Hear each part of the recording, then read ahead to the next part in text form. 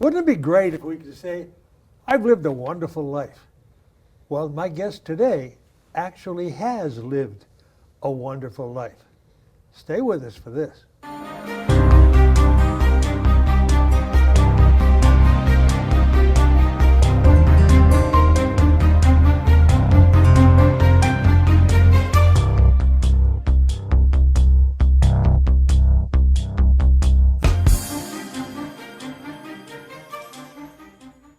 Does the name Jimmy Hawkins ring a bell?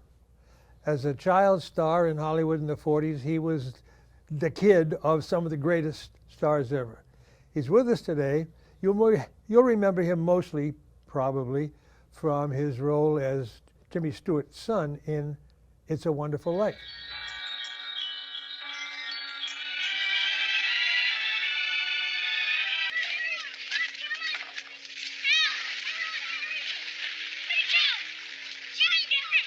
Saved his brother's life that day, but he caught a bad cold which infected his left ear. Cost him his hearing in that ear. It was weeks before he was able to go back to his after-school. Jimmy, what a pleasure. Nice being here. Thank you for man, having I got me. to tell you, It's when great. I looked at your resume, I'd say, how did you ever go to school? You did Ozzie and Harriet, did the Charlie Ruggles show, Right. of course, films and things. What was it like living practically on the set at a 4, 5, 6, 7 years old? Oh, it's wonderful. I really enjoyed the picture business, and I was very fortunate to, when I started working, I never stopped till I was about 26 or 7, and then I went into producing movies. But I was very blessed to work with every major star in Hollywood, and then when they went to TV, like Donna Reed and Fred McMurray and just countless. I had the opportunity of working with them on their shows. So it was wonderful. I just was very, very lucky. And your mom had to be on the set with you, Yes. so she got a taste of showbiz as well. Yeah, she sure did. She kind of came from a show business family. Her uncle was the art director in early films with Charlie Chaplin, did all his movies.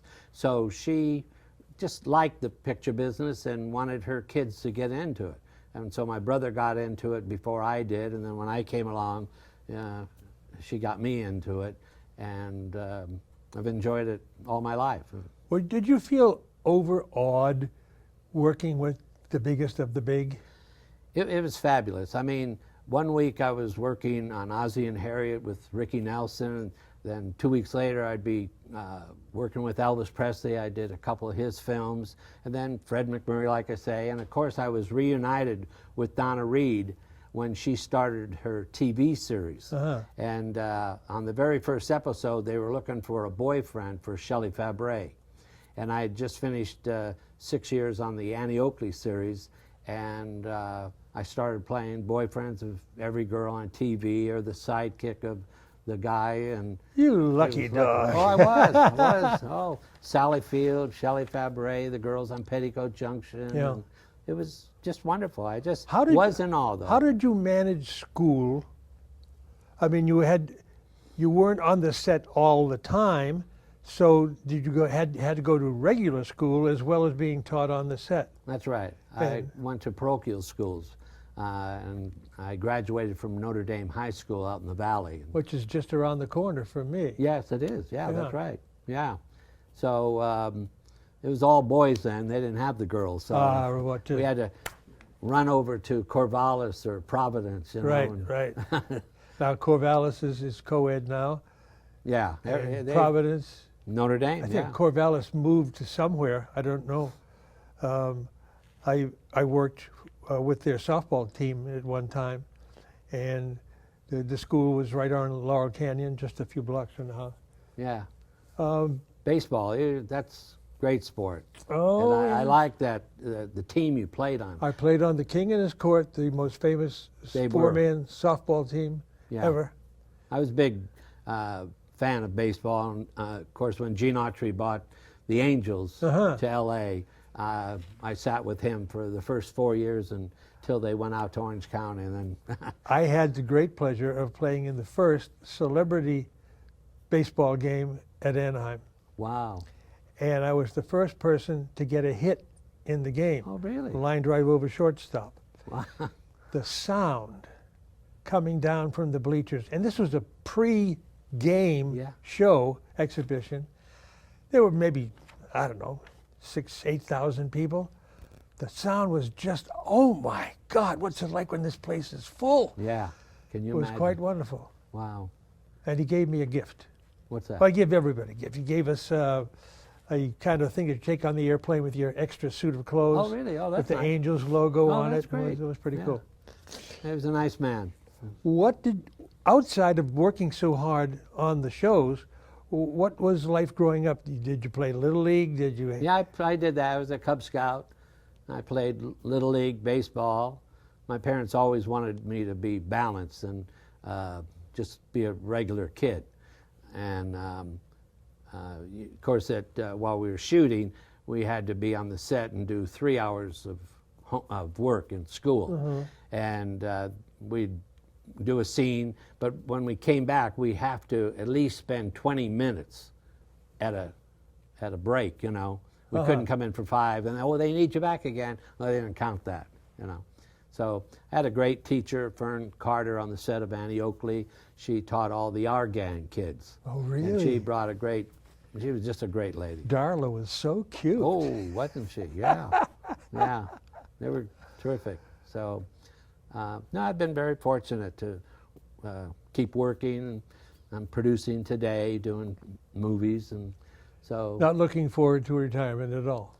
No, I don't think I could. I think man upstairs still has some things for me to do. And I was surprised, not surprised, but I took note that you did a show about one of our holy people, oh, Mother Seton. Mother Seton. Yeah. I recall, of course, I went to a Catholic university for grad school, and I do remember talking about her. Where did she live?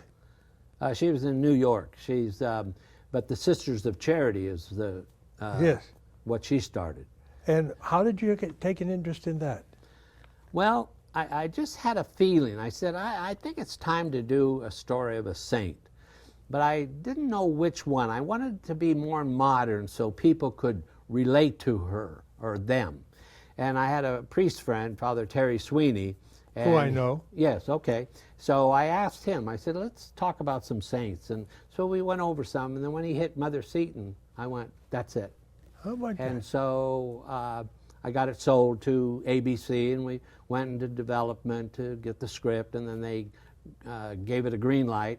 And so we shot that like in 1980. And Kate Mulgrew played Mother Seton. She's a wonderful actress. And Lauren Green was in it, and Rosanna Brazzi, and it's just a wonderful experience. Big production. Yeah. I remember Terry, a Jesuit. Yes, oh yeah, Yeah. it's very progressive. Yeah, I had dinner with he and his wife last night. No kidding. He, left the Jesuit community. Yeah, I was surprised when that happened. Yeah, 25 years he was a priest. Wow. But he still does great works, and he's just a good man. Well, people probably don't know that you went to Vietnam to entertain. That's right. I did a USO show for 22 days. And it was quite an experience to drop into a war. I said, oh my God. And we were nonstop. We played hospitals, went to fire bases, and that's the furthest point that you can go before you're right in the jungle. And that's what I wanted to insist on. We want to go places that not everybody goes. We don't just want to play the nice places. We want to be with the troops, and it was great. When I went, it Yeah. was a week, 3 weeks after 9/11. Oh, wow. Went to Pearl Harbor. Then we went to Guam, Okinawa, Japan, Wow. and playing ball. Of course, every red-blooded American guy would love to play ball, and it was so great. I met soldiers from right around where I grew up. It was just terrific. So Aren't they? that kind of thing, supporting the troops in that way. Yeah. Right now, I work with Operation Gratitude, and we're going on to our 2,500,000 care package. Wow. So to be able to go right there when something's happening, Oh yeah. that is so special. Yeah, it was. The guys were very appreciative, and of course, the big plus was bringing a couple girls. Over there, they didn't need any more guys, but they loved the girls. So. And my wife went over. Oh, did she? Yeah, she said she loved Guam.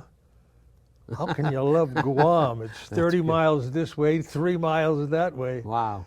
But the interesting thing on Guam is that there is a little museum dedicated to the Japanese soldier who hid out for 25 years after the Really? war. Wow. Yeah, that was Stealing something. things off clotheslines and so on. He didn't know the war was over. Yeah, and when he did finally get captured, Yeah. he went back to Japan. They gave him a house, a wife, back pay. Not bad, but I Wow. don't think I'd like to spend 25 years in a hole in the ground. No, nope. But This is, and I hope it wouldn't offend anybody. I'm going to ask you about some of the people that you worked with that you think were just special, not as performers, but as human beings. oh yes, I was very lucky to work with all that type of people. That they were giving, not only as actors, but they were nice, off screen. Donna Reed, especially. I just loved her so much and had such a long career with her. And I did the very first Donna Reed show they ever made, and 8 years later, I was still doing them. Fantastic. And she was. We're gonna take a break. All right. We have to sell some prayer books or something. Okay. But we'll be back just in a little bit. Stay with us. We'll come back with Jimmy Hawkins and talk about showbiz and after the acting part. Stay with us. In life, we are not alone. We live with and among people. We constantly enter into contact and relationship with others. Some of these relationships are very formal and superficial, but some are very deep and intimate. How do relationships work? We can all easily relate with those relationships that have been wounded, which are sometimes even bleeding. Father Martin Padovani, SVD, has written a book called Healing Wounded Relationships. It is the result of his many years of work as a marriage counselor. He deals with some of the very simple but pertinent topics like communications, listening, intimacy, forgiveness, reconciliation, and dealing with anxiety and fear. And of course, a very practical question: how do you make a marriage work? You will surely be enriched by this book. You should get it for yourself, or maybe get a copy for a relative or a friend. Be blessed by this book and improve your relationships. Call the number on the screen or email us to get your copy. You can also place your order by visiting our website. Do it today. Thanks for coming back. We're talking to Jimmy Hawkins, who you may or may not remember was one of the children in It's a Wonderful Life. He worked on the Donna Reed show, the Charlie Ruggles show, the long whole list, went to Vietnam to entertain the troops. And then about 20 years old, he spent a little bit of time in college, but sort of turned his life in another direction. Jimmy, great to have you here to talk great. about that part of your life. Yeah, I'd done over 400 movies and TV shows, and I was kind of burnt out. And I always had something in the back of my mind. I'd like to, be on the other side of the camera and make a movie, produce a movie. So after I did the Vietnam tour, I took producing seriously. And I went over to Universal to have lunch with a friend of mine, and I asked him, I said, what what are you working on? He said, well, I'm working with George Hamilton on a project. I said, oh yeah, what's that about? He said, well, he wants to do a movie called Evel Knievel. I said, who's Evel Knievel? And, you know, this is back in the late 60s. And he said, oh, well, he's a guy who jumps his motorcycle over cars and things. And he started telling me more and more. And I said, gee, that's interesting. He said, and then he told me more and more about it. And I said, well, where are you now? He said, well, we're looking for the money. I said, I can raise the money for that. That's a great project. He said, really? He said, well, let me talk to George and tell him that what you told me. And so he's aware that you'd be going out there promoting the money for this. I said, okay, great. So I sent the project to 3 people that I knew in the business that had money would support a movie like this. And a couple wanted to do it, but one said, oh, I'll put up the money, but I don't want George Hamilton. I said, well, he owns the project. You got to take him, you know. And he just didn't think George would be right for the part. Then another guy said, it's great, let's do it. So I introduced George to this money people, and this guy was in the picture business he did kind of low budget Hells Angels motorcycle pictures. But he always wanted to do something real classy. And this is something he did. And the movie was, it premiered at the Grauman's Chinese. This little $750,000 picture, they had some movie in there that wasn't doing good, and they pulled it and was looking for something else. Yeah. Well, I'm telling you, the lines were around the block for all the shows. And it That just must have been so exciting. it was so, because I just wanted to produce something and just go through all the steps. You know, as an actor, you come on and you do your part, and then they, you know, have to do tons of other stuff, you know, edit the picture, get the music, all sorts of things. So I wanted to walk through all the steps to see if it's really something I wanted to do. Well, it turned out great. I mean, it made over $35 million in like less than 3 months. And I said, well, I like doing this. So I went out, and I'm a baseball fan too, and I got the life story of Satchel Paige. That is something that I And- found really interesting. Yeah, and he was a great guy. He was a very interesting man, and we were talking because we were developing the script and everything. I said, well, how'd you get the name Satchel?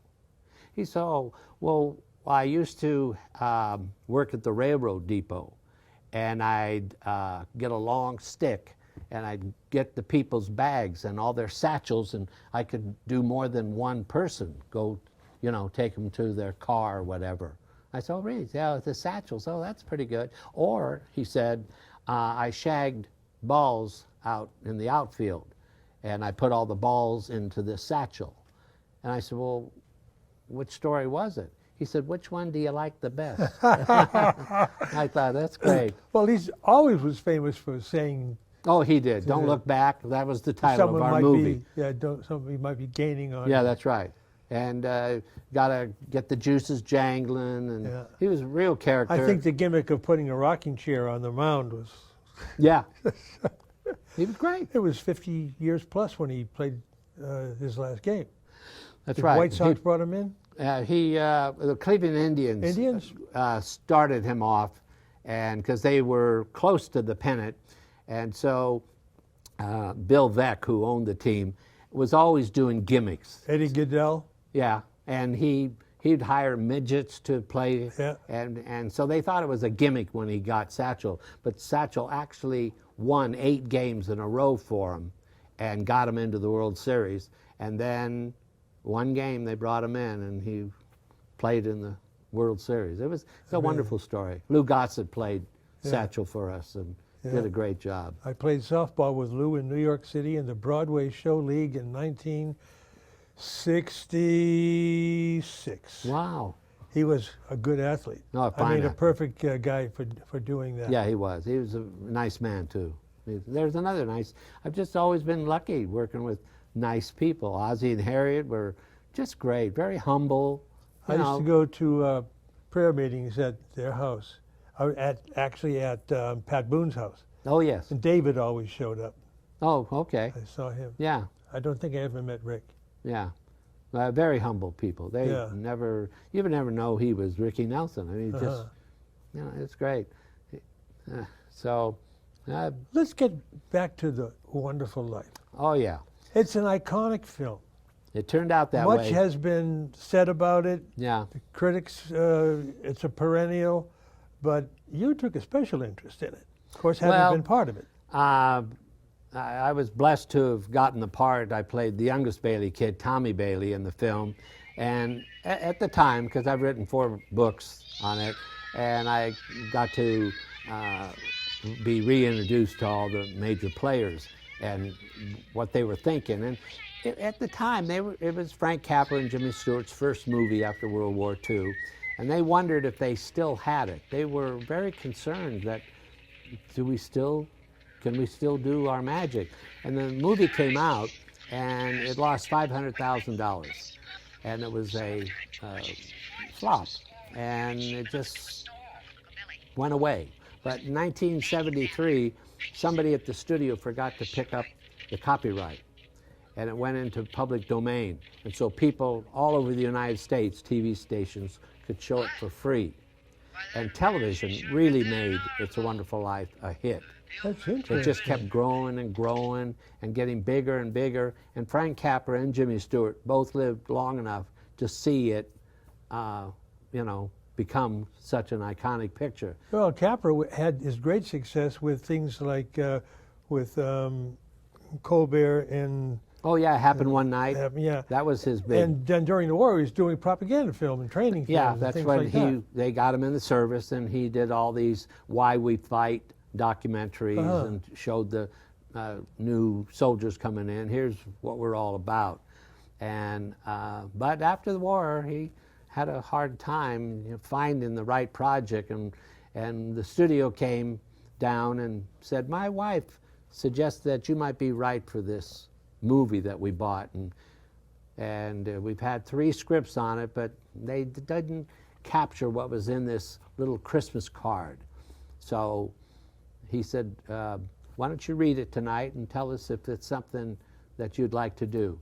Well, he read the 3 scripts, and he said, "They don't capture what was in this card."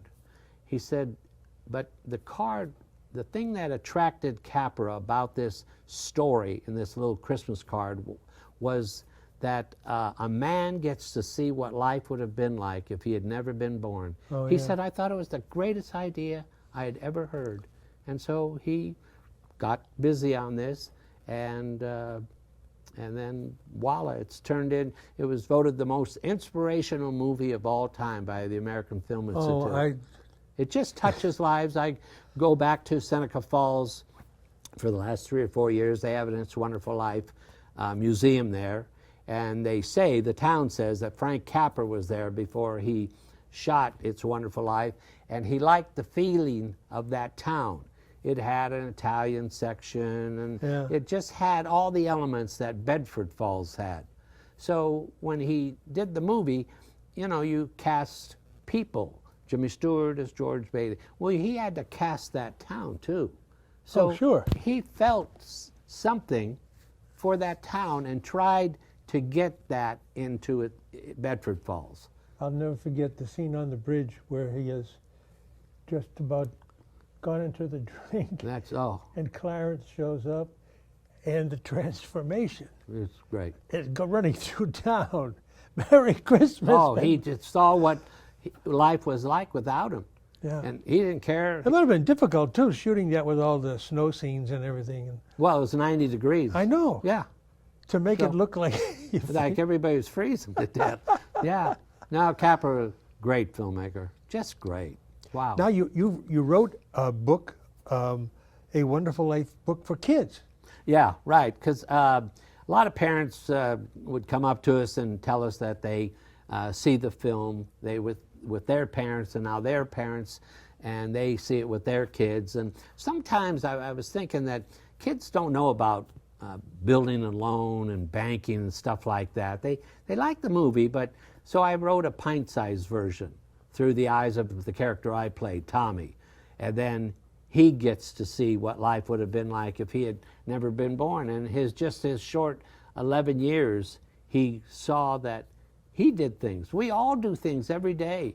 We touch lives. And that's the theme of the movie. It has touched It lives. does. It's touched mine. Oh, mine. Oh, the When that man little- upstairs has been great. When that little bell rang on the Christmas tree. Oh, look, Daddy. Teacher says every time a bell rings, an angel gets its wings. And it's just beautiful movie. It's the theme of the movie that we're all important. We all can make a difference. Yeah. And And that that's why evil that, will be overcome. you know, yeah, it just is a wonderful theme. He Yeah. just I wonder how frustrated it must have been for him. He said, "This is the greatest film I've ever made." He said, "I think it's the greatest film anybody ever made. Why did this happen?" Yeah.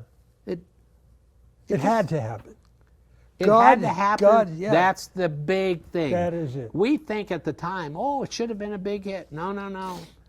God had a plan Sure. that made that picture bigger than it could have ever I been. know that I'm going to be looking forward to it coming up in a couple of months. That's right. Everybody. And it always leads off the Christmas season, it seems to me. That's right. Right around Thanksgiving. It's Yeah. shown twice on NBC. They kind of have yeah. the exclusive.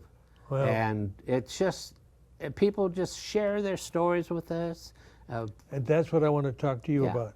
I want to thank you very much for sharing those stories, because what you've brought is another perspective on one of the greatest films ever. And I want to thank you for, well, as a fan of the movie, Yeah. to bring it back. Yeah. God bless you. Thank God you. bless our Thanks for having me. audience. Pleasure. All righty.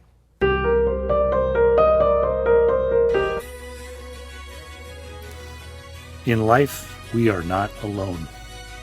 We live with and among people. We constantly enter into contact and relationship with others. Some of these relationships are very formal and superficial, but some are very deep and intimate. How do relationships work? We can all easily relate with those relationships that have been wounded, which are sometimes even bleeding. Father Martin Padovani, SVD, has written a book called Healing Wounded Relationships. It is the result of his many years of work as a marriage counselor. He deals with some of the very simple but pertinent topics like communications, listening, intimacy, forgiveness, reconciliation, and dealing with anxiety and fear.